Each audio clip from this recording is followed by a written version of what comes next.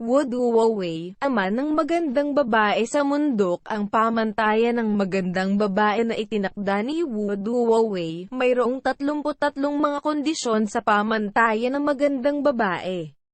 Ang isang babae na nakakatugon sa lahat ng mga kondisyon ay isang magandang babae. Isa, ang taas ay sa pagitan ng 1.64 metro at 1.70 metro.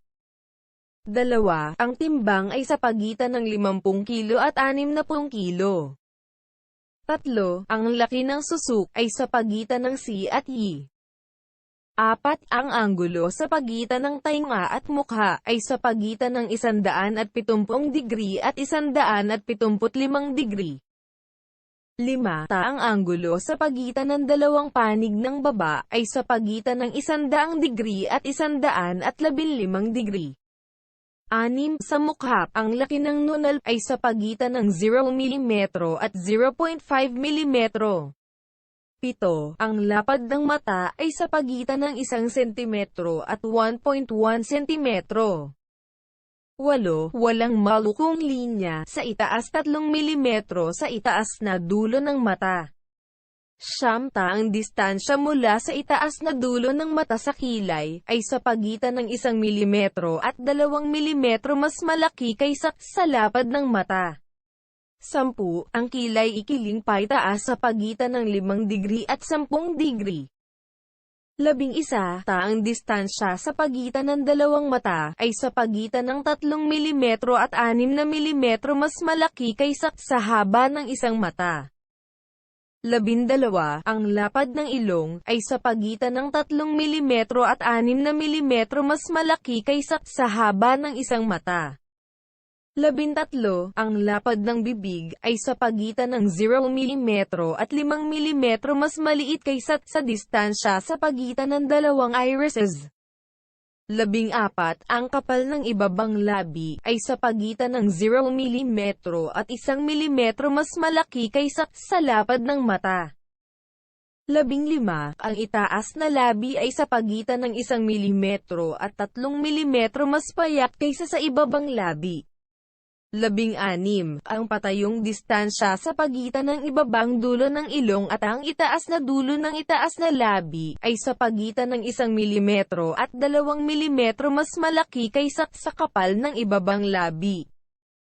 17. Ang distansya mula sa ibabang dulo ng ibabang labi sa ibabang dulo ng baba ay sa pagitan ng 2 mm at 5 mm mas maliit kaysa sa distansya mula sa ibabang dulo ng ibabang labi sa ibabang dulo ng ilong.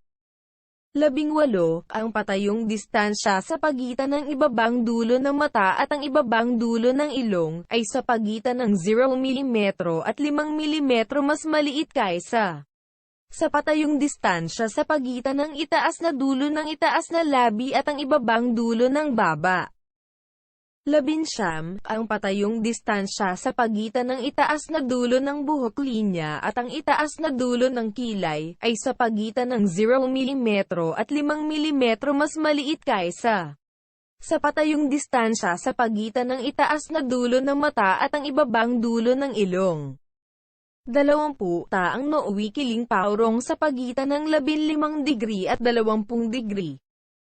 21. Ang mata ay sa pagitan ng 6 na mm at 1.2 cm sa likod ng noo. 22. Ang interseksyon ng paalang na linya sa itaas na dulo ng mata at ilong ay sa pagitan ng 0 mm at 2 mm sa likod ng noo. 23. Ang interseksyon ng paalang na linya sa ibabang dulo ng mata at ilong ay sa pagitan ng 2 mm at 4 na mm maaga ng noo. 24. Ang baba na kausli pasulong sa pagitan ng 1 mm at 2 mm. 25. Ang baba ay sa pagitan ng 0 mm at 2 mm sa likod ng noo. 26. Ang ibabang labi ay sa pagitan ng 4 na mm at 6 na mm maaga ng baba. 27. Ang itaas na labi ay sa pagitan ng 2 mm at 4 na mm maaga ng ibabang labi. 28. Ang bibig ikiling pasulong sa pagitan ng 10 degree at 15 degree. 29. Ang anggulo sa pagitan ng ilong at bibig ay sa pagitan ng 90 degree at 95 degree. 30. Ang ilong ay sa pagitan ng 1.3 cm at 1.6 cm maaga ng bibig. 31. Kapag tumatawa, ang nakalantad na bahagi ay walang gilid sa itaas na dulo ng ngipin. 32. Kapag tumatawa, ang agwat sa pagitan ng nakalantad na ngipin ay sa pagitan ng 0 mm at 0.5 mm. 33. Kapag tumatawa, ang nakalantad na ngipin ay nakaayos ng maayos.